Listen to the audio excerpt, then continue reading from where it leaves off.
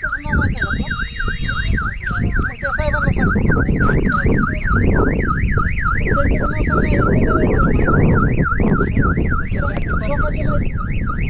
ते आल्यानंतर विचारा त्यांना माझी त्यांची ओळख तरी आहे. साहेब हे म्हणतात शेळकेचं नाव माहीत नाही.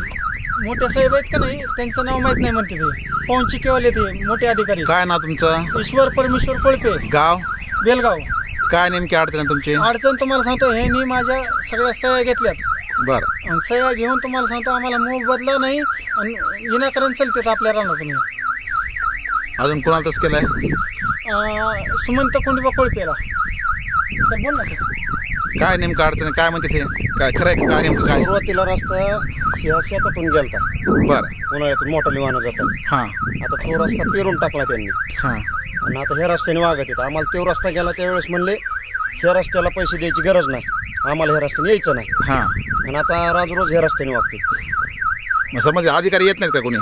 नाही, कोण नाही येत इकडे. तुम्हाला मोबदला पण दिला नाही? काय नाही? नाही दिलं काय. आणि अधिकारी आल्यावर दाब टाकते. काय म्हणते? कोण दाब टाकतं तुम्हाला? कळकुटे साहेब दाब टाकतात. काय म्हणतात? ते म्हणते तुम्हाला कागदपत्री करून दिले आणि हे इंजिनियर साहेब PM DPM आलेत नाही तर हां. ते म्हणतात आम्ही PM DPM नाही तर आम्ही कामगार आहेत म्हणतात असं. मग आता हे इतकाले मोठे साहेब कामगार आहेत का हे? ओळखीचे उत्तर दे.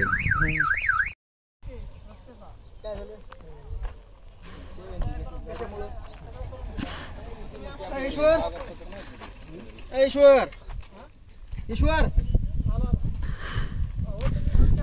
तुम्ही कुठं दिले तर आमच्या अकाउंटला जर असले तर तुम्हाला सांगतो इथं साहेब असं. हॅलो ए दादा ठेवतो साहेबांचे आले जाऊन विचारून ठेवायचं का? मग ऐका ना. बोल बोल साहेब 2 मिनिटं बोला. माझं काय म्हणणं माहिती का, ते ऐकून घेत नाही कोण. येऊ शेळके आमच्याकडे कागद आहेत सगळे. राजाभाऊ कुठे तुम्ही?